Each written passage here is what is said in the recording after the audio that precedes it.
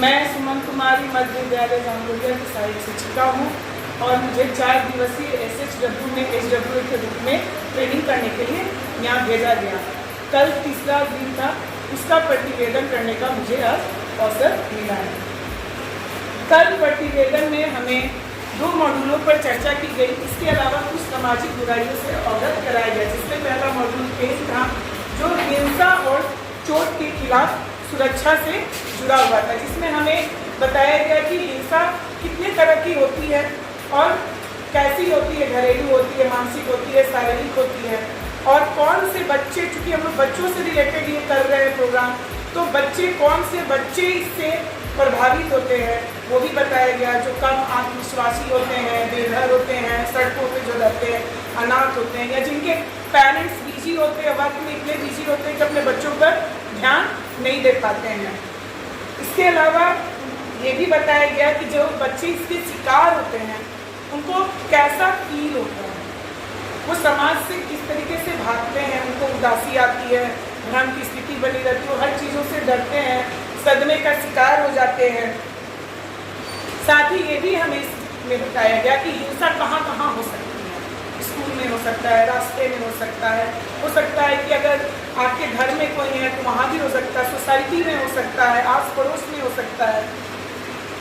साथ ही इसमें हमें चर्चा की गई कि 2009 में धारा 17(1) में शारीरिक और मानसिक हिंसा को एक अपराध की श्रेणी में रखा गया है। इसी में सुरक्षा से संबंधित 3 स्टेप बताए गए। नहीं, जाओ, बताओ। ठीक है, मतलब आप नो कहना सीखिए, और अगर लगता है तो आप निकल लीजिए और किसी को बताइए कि आपके साथ ये घटना घट रही है, ताकि वो आपको किसी भी तरीके से हेल्प पहुंचा सके। इसी में हमारे ट्रेनर ने ये भी बताया कि यौन शोषण से संबंधित बच्चों का अगर होता है तो पॉस्को का सहारा ले सकते हैं। इसके अलावा मॉड्यूल 11 में इंटरनेट और सोशल मीडिया के सुरक्षित उपयोग को बढ़ावा देने से भी चर्चा की गई। और सोशल मीडिया से आज कोई भी अछूता नहीं है, 4 साल का बच्चा से लेकर बूढ़ा तक हम लोग सोशल मीडिया से जुड़े हुए। आज सारी चीज़ ऑनलाइन होते हैं, हम लोग सब चीज़, अब तो टीवी नहीं के बराबर लोग देखने लगे हैं। तो उसमें भी हमको क्या करना है, बच्चों के लिए टाइम लिमिट करना है।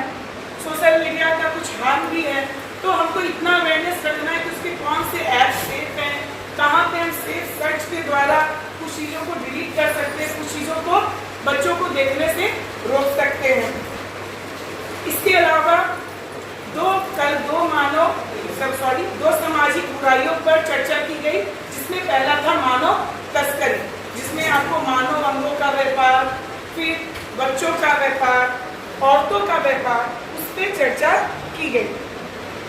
जो कहा गया कि इसमें ज़्यादातर आप देखिएगा अशिक्षित, गरीब घर के बच्चे या औरतें इसका ज़्यादा शिकार होते हैं, जिनको प्रलोभन देकर या तो परिचित या तो अपरिचित पड़ोसी, रिश्तेदार किसी न किसी के द्वारा तस्करी में शामिल कर दिया जाता है, जिसमें आर्टिकल 23 में संविधान में मानव तस्करी को बैन किया गया है। इसके अलावा बाल विवाह जो पर आया, काफ़ी हद तक कम हुआ है, लेकिन अभी भी गाँवों में ये देखने को ये मिलता है कि बहुत कम उम्र में लड़के लड़कियों की शादी कर दी जाती है। तो हमें बच्चों को बताना होगा, उनके पेरेंट्स को PTM के थ्रू अवेयरनेस देना होगा कि आप बच्चों को कम से कम 18 वर्ष होने दें, उनको पढ़ाएं, ताकि उसके बाद शादी करें, क्योंकि कम एज में शादी होने पे बहुत सारी बीमारियां हो जाती हैं। लड़कों पर भी आर्थिक और पारिवारिक पर ये बोझ बढ़ जाता है, और जो बच्चे होते हैं वो भी बहुत कमज़ोर होते हैं।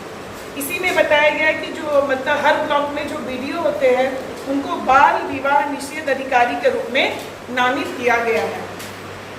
इसी के साथ हम लोग का कल का सेशन खत्म किया गया था, लेकिन मैं अपने तरफ से एक कविता मैंने नहीं लिखा है, बट मैंने कहीं पढ़ा तो जो मॉड्यूल 5 में जेंडर इक्वलिटी है, उसमें मुझे बहुत अच्छी कविता मिली। शायद आप लोगों में से किसी ने सुना हो, पढ़ा हो और उस व्यक्ति से परिचित हो।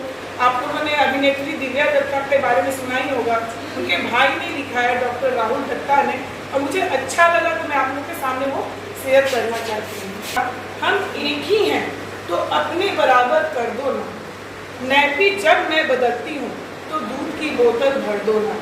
बस यूं ही एक है करके कहाँ जिंदगी चलती है।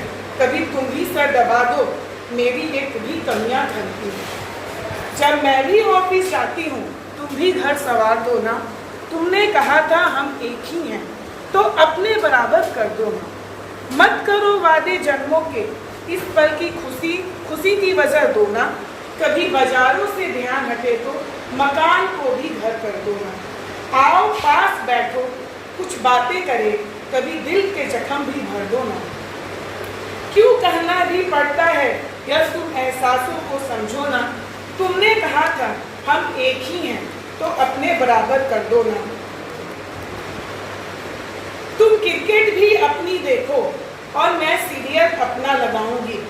थोड़ा हाथ बटा देना, मैं जब किचन जाऊंगी। सब मिलकर साथ करने की हमें भी ये क्वालिटी है।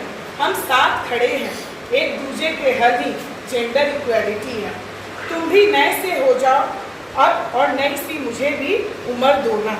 तुमने कहा था हम एक ही हैं, बस यूं ही जीवन बसर होना। बहुत